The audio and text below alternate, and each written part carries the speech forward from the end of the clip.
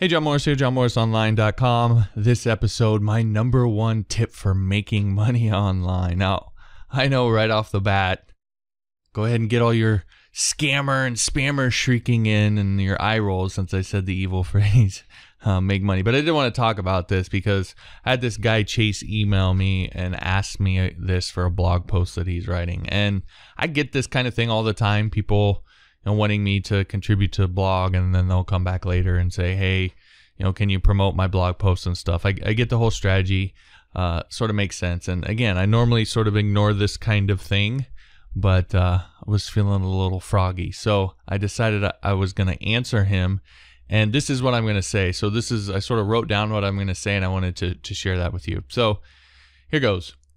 Persistence. The reality is this: no matter how smart you think you are, no matter how good you think your idea is, the likelihood of you succeeding at the very first entrepreneurial thing you do is about 0.00001%. In fact, the first, the second, the fourth, the eighth, you're going to do a ton of failing before you ever come close to succeeding. Now, you might get lucky. That's possible. But I wouldn't bank on it. And you can take me as sort of a classic example. One of my first make money online gimmicks, and I will call it a gimmick, was yoga poses. Now, if you can imagine a guy who's 6'4", 250 pounds, and a football player trying to sell yoga poses, do I even have to tell you that little venture didn't work out?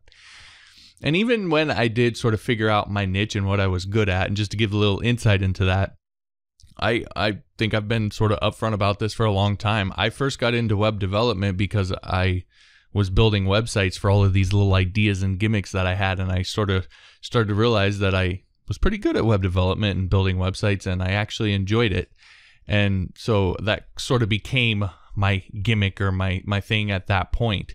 And so for me, web development has always been a means to an end. I was never that super techie person or whatever. It was more about, this was my niche. This was the thing that I was going to do because I actually cared about it and I was actually good at it. And so that's how I got into web development. And so even when I did finally figure that out and realize that that's what I wanted to do, it's still been a very long, hard road building this business. So the question is, what happens when you fail that first time and you fall flat on your face and all your friends and family snicker, "I told you so," behind your back because you're a 6'4", 250-pound guy trying to sell yoga poses? What's going to happen? Will that uncertainty stop you, or are you going to keep driving forward? And the truth is, there's a lot of, I'll say, teachers in this sort of make money online space that will tell you how easy it is and how simple it all can be. And in some ways it can be, but if you look at almost any of their actual stories, you're going to see a rocky road.